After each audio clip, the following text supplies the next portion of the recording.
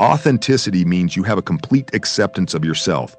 And the most important aspect of this is to recognize if you want to have a good tribe of friends around you, if you want good friends, you have to be a good friend. And to be a good friend, you have to be authentic, which ultimately means, I want you guys all to keep this in your mind, it means that you are a good friend to yourself, that you learn to love who you are. This person, instead of shying away from it or having these parts that we're ashamed to talk about or ashamed to show, we feel like we got to show up as the nice guy and kind of put on this front. Sometimes, a lot of times, those social interactions can be so exhausting because we're faking it.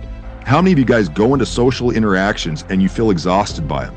I do all the time, and I have a lot of interactions I don't feel that way. And the difference is whether I'm showing up like myself, I love myself and I'm not afraid to like present myself, or whether I feel like I have to put on a front, I have to send out my representative. And if it's my representative showing up for those interactions, it's absolutely exhausting and I can't wait to get out of them. But if I'm just authentically myself, unapologetically, that doesn't mean I'm belligerent about it or militant about it, but just this is who I am. Take it or leave it.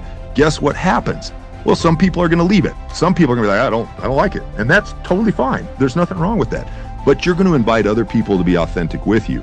And when you have two people come together in an authentic relationship, it gets pretty fucking cool. It's pretty awesome. And that's where you develop that inner circle of trust with this different character that comes in your life now that has a completely unique perspective, but you're both just authentically yourselves.